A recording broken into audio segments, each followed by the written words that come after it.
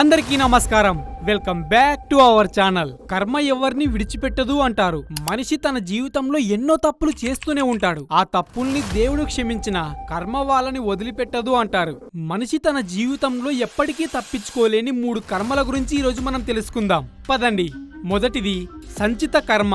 మనం పోయిన జన్మలో చేసిన మంచి చెడు కర్మలన్నీ కలిసి ఒక పెద్ద గుండెంలో దాచి ఉంటాయి. దీన్నే సంచిత కర్మ అంటారు. ఈ కర్మలో ఒక చిన్న భాగం ఈ జన్మలో మనకు అనుభవంగా వస్తుంది. దాన్నే ప్రాప్త కర్మ అంటారు. ఉదాహరణకు ఎలా అంటే, పోయిన జన్మలో ఒక వ్యక్తి మంచి పనులు చేసి మంచిగా ఉంటే ఈ జన్మలో తను ఒక మంచి కుటుంబంలో పుడతాడు, సుఖ సంతోషాలతో ఉంటాడంట. ఒకవేళ తను పోయిన జన్మలో చెడు చేస్తే లేదా ఏవైనా తప్పులు చేస్తే ఈ జన్మలో అష్టకష్టాలు అనుభవిస్తాడంట. రెండవది ప్రాప్త కర్మ. ఇది మనం ఈ జన్మలో అనుభవిస్తున్న కర్మ.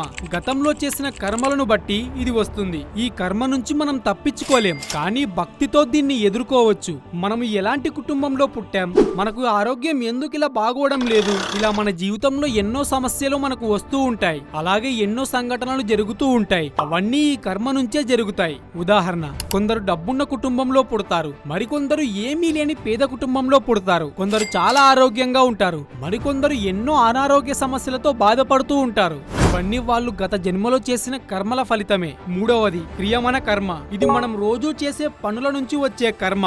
దీని నుంచి మనం పూర్తిగా బయటపడవచ్చు. మనం మంచి పనులు చేస్తే మనకు మంచి ఫలితాలు దక్కుతాయి, చెడు పని చేస్తే చెడు ఫలితాలు వస్తాయి. రానున్న రోజుల్లో కర్మ ఆటోమేటిక్ గా అనుభవిస్తాం. చెడు చేస్తే చెడే వస్తుంది, మంచి చేస్తే మంచే వస్తుంది. ఉదాహరణకు ఎలా అంటే, ఇతరులకు సాయం చేసి ఆ కృష్ణుణ్ణి తలుచుకుంటే మనకు మంచి ఫలితాలు లభిస్తాయి. మన జీవితం కూడా ఎంతో సంతోషంగా ఉంటుంది. అలా కాకుండా పక్క వాళ్ళను మోసం చేసి అబద్ధాలు చెప్పి ఇతరులను బాధ పెడితే మనకు చెడు కర్మే వస్తుంది.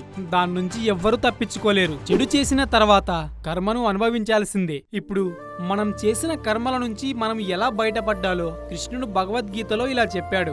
నాకు పూర్తిగా శరణు వేడు, నీ అన్ని పాపాల నుండి నిన్ను విడిపిస్తాను, చింతించకు. అంటే ఆ కృష్ణనామాన్ని జపిస్తే కర్మలు కాలిపోతాయి. మన జీవితంలో సత్యంగా దయతో జీవిస్తే కొత్త చెడు కర్మలు రాకుండా ఆగుతుంది. హరే కృష్ణ కృష్ణ కృష్ణ హరే హరే. ఇదే ఫ్రెండ్స్ ఈ రోజుకి వీడియో. ఈ ఇన్ఫర్మేషన్ మీకు నచ్చితే ఈ వీడియోని లైక్ చేయండి, షేర్ చేయండి, అలాగే మన ఛానల్ని సబ్స్క్రైబ్ చేసుకోండి. ఇందులో ఏమైనా తప్పుగా చెప్పింటే నన్ను క్షమించండి.